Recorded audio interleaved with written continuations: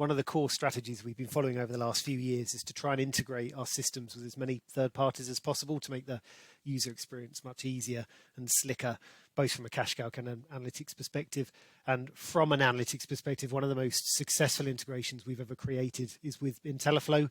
And to date, our data only goes back 3 years, but we can see we've imported 1 million portfolios from intelliflo into analytics. So we wanted to put a very short video together to explain how this works and how to use it.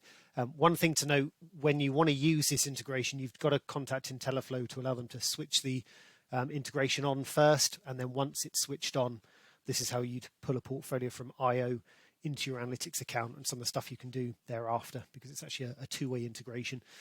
So first and foremost, once you're in IO, go and look at your clients. So I've got my Keith Baker client down here. I'll just load him up. If you have plans set up already, go to plans on the left-hand side, and this will load essentially all of the portfolios in IO. IO call it plans. We essentially call them portfolios. So I've only got one plan set up under Keith Baker. So I want to grab that plan and I'll go and throw him and his portfolio into analytics and go. Systems speak to each other. It will load up the analytics login page. It will expect you to log in as normal. Click on sign in.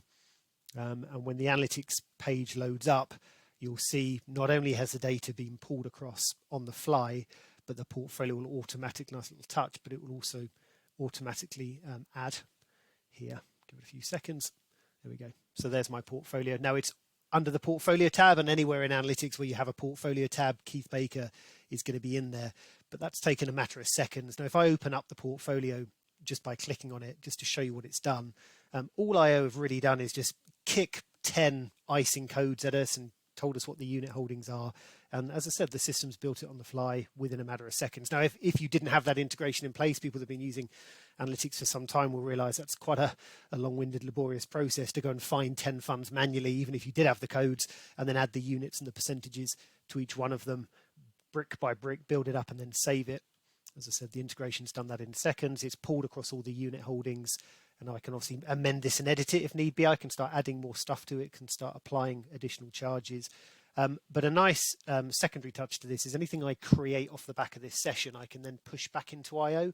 So if I, for example, create a medium scan, nice little report, I just want to show my client, maybe this is for my client, I want to show him everything he needs to know about the portfolio, how it's performed, the underlying holdings, ESG ratings, asset allocation, etc.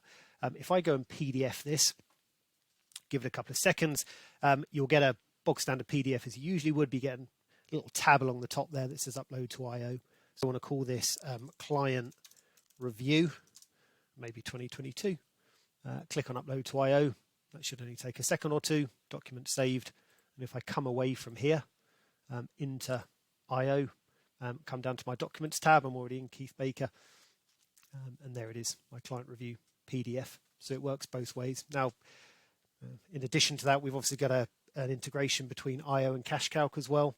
And we will soon have an integration between cash calc and analytics. So those advisors using IO, cash calc and analytics in one fell swoop have this nice little ecosystem where you can just move data seamlessly across these three systems.